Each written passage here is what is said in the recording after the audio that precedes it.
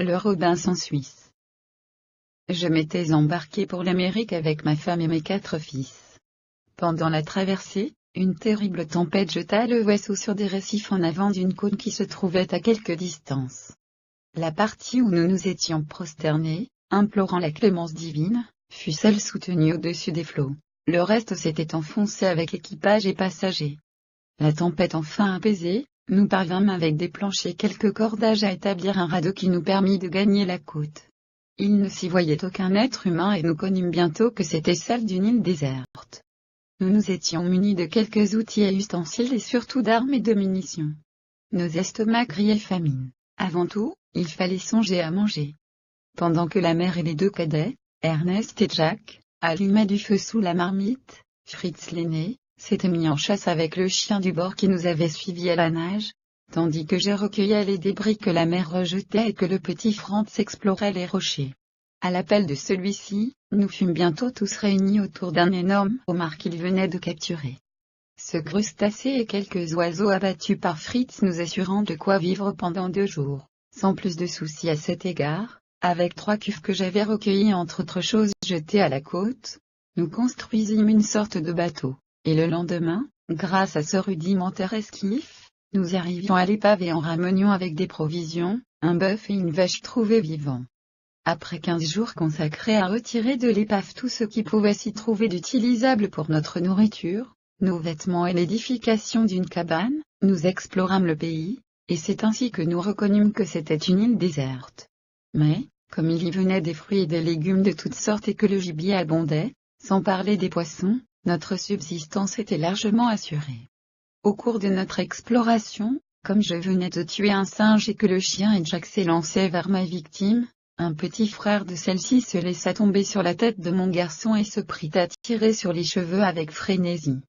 Je mis vivement fin au supplice, et Jack, qui était sans rancune, soigna si bien le jeune singe qu'il en fit en peu de temps son compagnon assidu et son meilleur ami.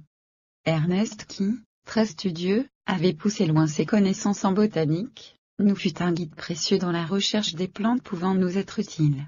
Il nous fit entre autres, arracher des racines de manioc, nous disant qu'au retour, en les râpant nous obtiendrions une farine propre à la confection d'excellents pains. Et en effet, nous eûmes ainsi l'aliment qui, jusque-là nous avait le plus manqué.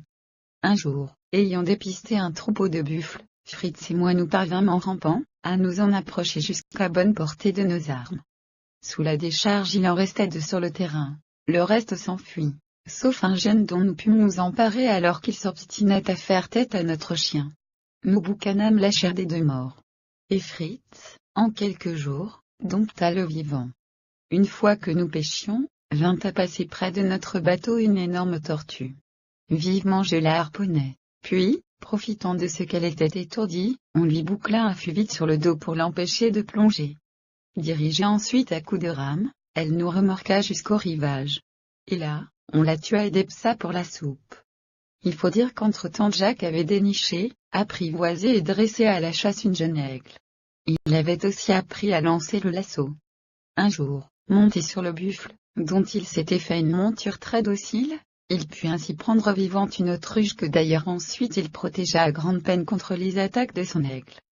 Jack n'eut plus alors de cesse qu'il n'eût apprivoisé l'autruche. Ce n'était point chose aisée, car cet étrange oiseau, qui ne vole pas et n'use de ses ailes que pour activer sa course, est des moins intelligents. Il y arriva pourtant, et mieux encore, il réussit à l'admiration de tous à s'en faire une monture obéissant à merveille à la bride. Le dimanche était consacré à la prière et au repos. Réunis dans notre cabane, après la lecture de la Bible, nous rendions grâce à la Providence, non seulement pour nous avoir sauvés tous du naufrage, mais encore pour nous avoir ménagé ensuite un refuge aussi excellent qu'était notre île. Puis nos fils se livraient sous nos yeux charmés au jeu de leur âge. Intrépide chasseur et excellent tireur, Fritz était notre pourvoyeur de grand gibier. Avec le chien, et l'aigle que Jack délaissait pour ses montures, il dépistait les buffles les plus sauvages et attaquait les plus féroces sangliers.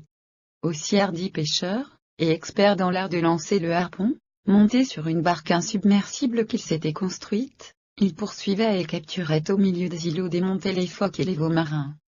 Un jour que lui et moi, de notre bateau de cuve, nous tendions des filets le long de la côte, nous découvrîmes au large un grand 3-mâts. À force de signaux, on finit par nous apercevoir et le vaisseau stoppa pour nous attendre. Le capitaine nous fit le meilleur accueil et consentit à prendre à son bord Fritz et Ernest qui rentreraient au pays pour nous revenir avec tout le nécessaire, car nous entendions faire de cette île hospitalière notre définitive patrie.